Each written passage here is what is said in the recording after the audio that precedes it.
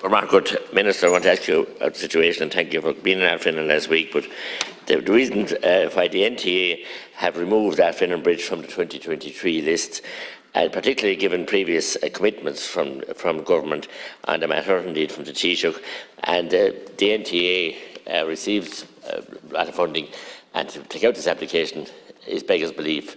The bridge is now closed since one way since 2015. You've seen it yourself, so I'd be happy to hear your answer.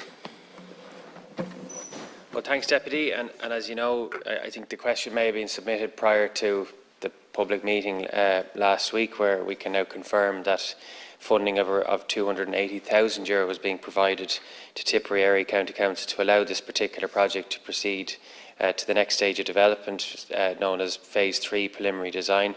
And I know that you will welcome that decision, and thank you and other local public representatives, Councillor Anglum, Deputy Cahill and others, as well as the local community generally for their keen interest in this project. And I understand that the NTA formally communicated this decision last week. In developing the project further, the Council will obviously progress this through the process in terms of the overall preliminary design. And as we all know, the village of Ardfinnan spans both sides of the river shore. Ardfinnan Bridge previously consisted of a 2-lane vehicular carriageway with no pedestrian facilities connecting either side of the village. And in September 2015, it was converted into a 1-lane stop-and-go shuttle system for vehicles operated by a temporary traffic light arrangement and a 1-metre footway delineated by temporary barriers. The Ardfinnan Bridge project was originally set up as a minor footpath scheme in 2021, which would formalise the existing arrangement. However, that scheme was ultimately put on hold, and the Council asked to undertake an options assessment report to identify and rank options, including a proposal to revert the existing bridge to 2-way traffic and construct a new active travel bridge.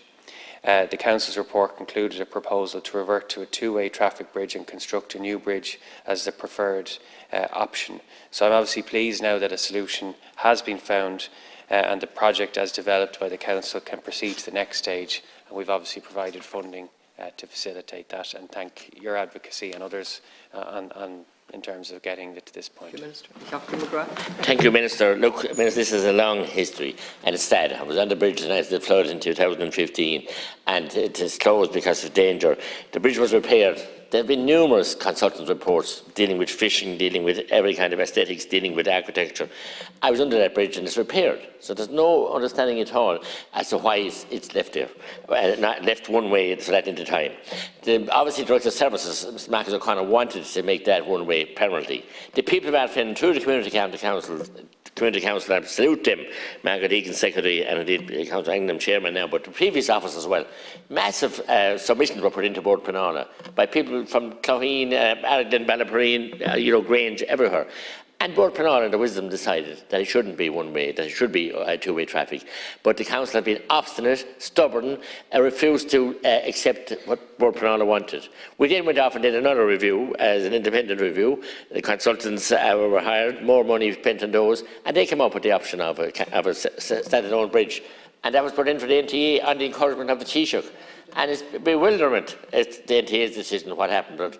But I lay the blame totally with the County Council. Thanks, Deputy. And look, I mean, as you've said, there is a long history to this, and having been down there, and I know you were there as well last week. It is important from a road safety perspective, I think, now that we see that preliminary design work progress, and hopefully a planning application after it. And I think, in the interest of providing safe, active travel for the community in Ardfinnan, that there is that independent bridge, as you've said.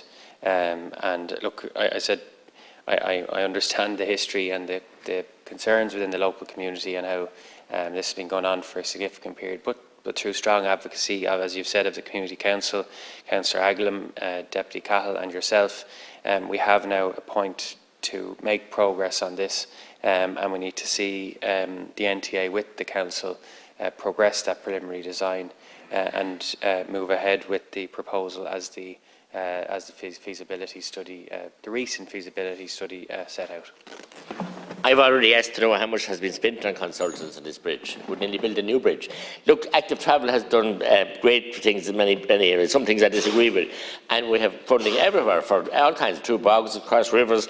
We've seen these bridges can be erected, so I don't know what's the big deal of why the NTNA took it out, and why do we have to go back into a process again of design and submission to Board Penala. People don't have the faith in Board Penala that they used to have, as we know, because of recent scandals. But I can say to you on behalf of the people, and indeed Deputy Martin Brown has been advocating also very strong, that people won't give up. They're very angry and very disappointed at the amount of money has been spent here on consultants. And when we get a consultant's independent report, and that the NTA, at someone's instructions, could just dump it out of the plan completely, out of the programme. That's blackguarding of the highest order.